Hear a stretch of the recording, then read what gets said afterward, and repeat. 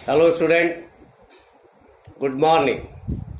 आज हम लोग बीए पार्ट 1 की क्लास के लिए ऑनलाइन माध्यम से जुड़े। हम लोग अभी इससे पहले क्लास शुरू ही हुआ था कि गर्मी की छुट्टी वक्त से पहले कर दिया गया और उम्मीद करते हैं कि इस छुट्टी में भी आप लोग सुरक्षित ही रहे होंगे। तो हम लोग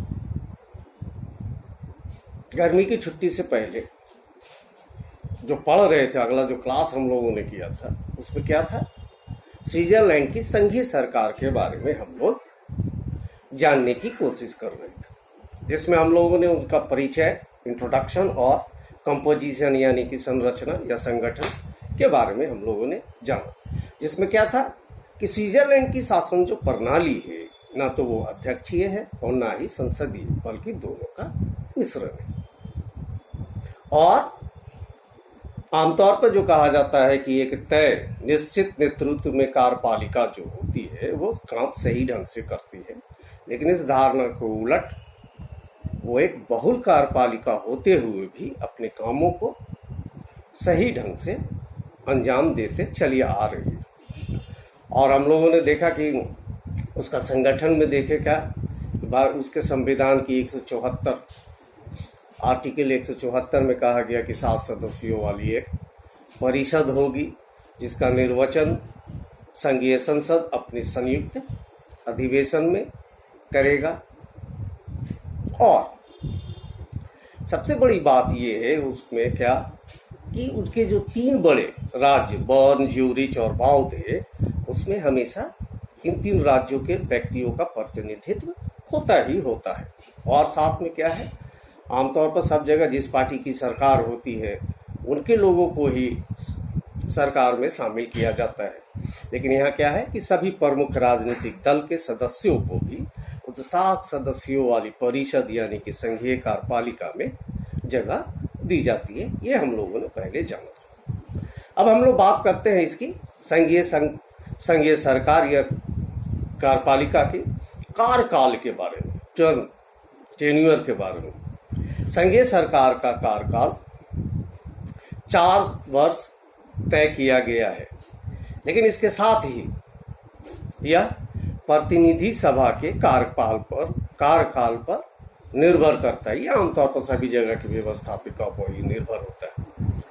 अगर समय से पहले संघीय संसद भंग हो जाए तो नए चुनाव के बाद संसद के दोनों सदन अपने संयुक्त अधिवेशन में नई संघीय सरकार चुनती।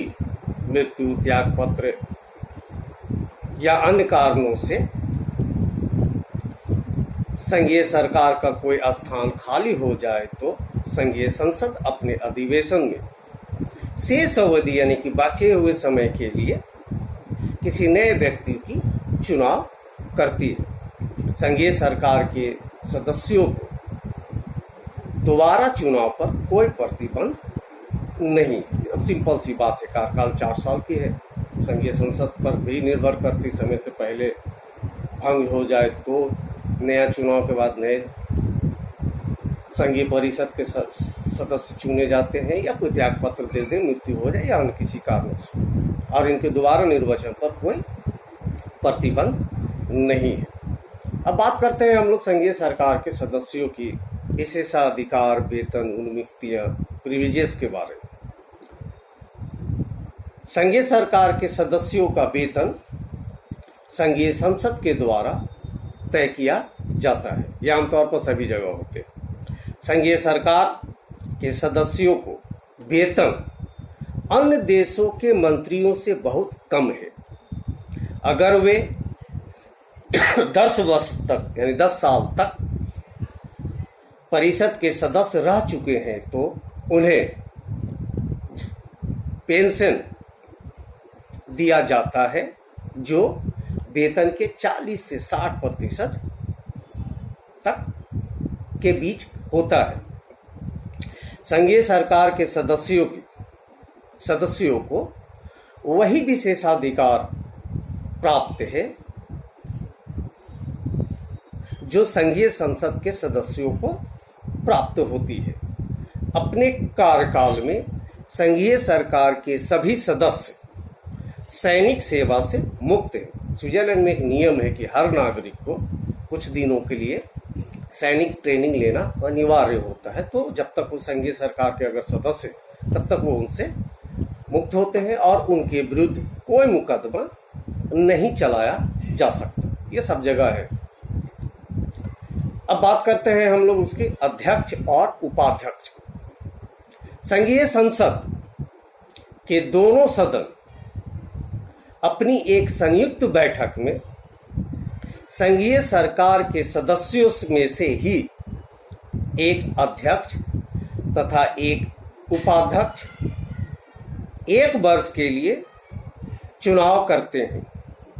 संघीय सरकार का अध्यक्ष ही स्विस राजमंडल का राष्ट्रपति कहलाता है। वह लगातार दोबारा अध्यक्ष नहीं चुना जा सकता है। हालांकि वह एक से अधिक बार अध्यक्ष चुना जा सकता है। कहने का मतलब ये है कि जो अध्यक्ष एक बार चुना जाता है वो दोबारा भी चुना जा सकता है, लेकिन लगातार नहीं। एक साल के बाद फिर दूसरे साल हो जाए ऐसा नहीं, दोबारा चुना जा सकता है बाद में। अध्यक्ष तथा उपाध्यक्ष के चुनाव में ज्येष्ठता यानी सीनियरिटी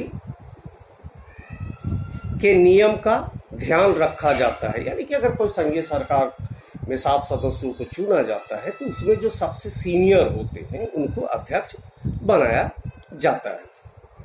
और यह कोशिश की जाती है कि बारी बारी सभी सदस्यों को अध्यक्ष तथा उपाध्यक्ष का पद प्राप्त हो जाए। यानी कि कुछ इस तरह का रोटेशन सिस्टम है कि 7 सदस्य एक बार चुने गए तो बारी बारी से वो लोग अध्यक्ष और उपाध्यक्ष बनते चले जाए। यह भी परंपरा स्थापित हो गई है कि उपाध्यक्ष को अगले वर्ष अध्यक्ष चुन लिया जाता है।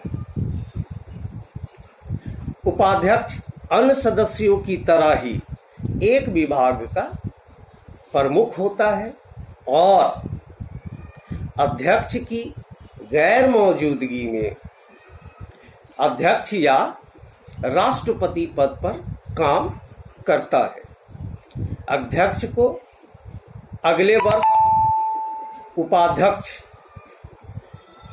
पद पर निर्वाचित नहीं किया जा सकता। क्यों? क्योंकि अगर अध्यक्ष को अगले वर्ष उपाध्यक्ष निर्वाचित कर दिया जाएगा तो ठीक अगले वर्ष वो फिर अध्यक्ष चुन लिया जाता है। तो ये थे अध्यक्ष और उपाध्यक्ष का एक चुनाव होता है जो वहाँ जो अध्यक्ष होता है वो राष्ट्रपति के पद पर निर्वाचित माना जाता है या राष्ट्रपति ही कहलाता है। अब हम लोग बात करते हैं प्रशासन के विभाग को। ये कमाल का चीज है कि पूरी कार्यपालिका प्रशासनिक व्यवस्था स्विट्जरलैंड के अंदर 7 विभागों में बांट दिया गया, जबकि दुनिया में कहीं भी प्रशासनिक कार्यों के विभागों का कोई निश्चित नहीं होता, लेकिन यहाँ है। तो हम लोग बात करते हैं प्रशासन के विभाग के बारे में। भारत, ब्रिटेन आदि देशों में प्रशासनिक विभागों की संख्या निश्चित नहीं होती, लेकिन स्विट्जरलैंड में यह संख्या तय है और सारे प्रशासनिक कार्यों को 7 विभागों में बांट दिया गया है, जो इस प्रकार है। पहला, पॉलिटिकल डिपार्टमेंट, राजनीतिक विभाग, न्याय और पुलिस विभाग, department of police and justice, गृह विभाग यानी कि इंटरनल अफेयर्स मिनिस्ट्री, सेना विभाग यानी कि डिपार्टमेंट मिलिट्री डिपार्टमेंट, वित्त तथा प्रशुल्क विभाग, department of finance and custom. छठा है सार्वजनिक अर्थ विभाग, डिपार्टमेंट ऑफ पब्लिक इकोनॉमी। और 7वां है डाक और रेल विभाग डिपार्टमेंट। तो ये 7 हिस्सों में पूरी प्रशासनिक विभागों को बांटा गया है। हर विभाग संघीय सरकार के एक सदस्यों के अधीन होता है। जो उसके कार्य संचालन के लिए उत्तरदायी होता है। स्विट्जरलैंड में संघीय सरकार के सदस्य अपनी बैठक में बातचीत के आधार पर विभागों का बंटवारा कर लेते हैं और हर एक सदस्य को वही विभाग दिया जाता है जो उनके पास पहले से था, जिससे वह अपने अनुभव से लाभ पहुंचा सके। हर विभाग का प्रमुख अन्य किसी विभाग का उप प्रमुख होता है, जिससे उस सदस्य की अव्यवस्था या अनुपस्थिति में भी विभाग का काम का संचालन समान रूप से यानी कि सुचारू रूप से हो सके। यानी कि 7 विभागों में सारे प्रशासनिक कार्यों को बांट दिया गया है और सारे संघीय सरकार के 7 सदस्यों को एक एक विभाग दिया जाता है। अपने विभाग के प्रमुख होने के साथ किसी अन्य विभाग के वो उप प्रमुख होते हैं कि प्रमुख जो विभाग के प्रमुख होते हैं किसी कारण से अनुपस्थित हो तो उनका डिपार्टमेंट का काम वो देख सके और कार्य सुचारू रूप से चल सके। तो ये थे, तो हम लोगों ने आज ये देखा उसकी पूरी प्रशासनिक कार्यकाल के बारे में पढ़े, अध्यक्ष उपाध्यक्ष और प्रशासन के विभाग के बारे में पढ़े। तो आज के लिए बस इतना ही, फिर अगले क्लास में।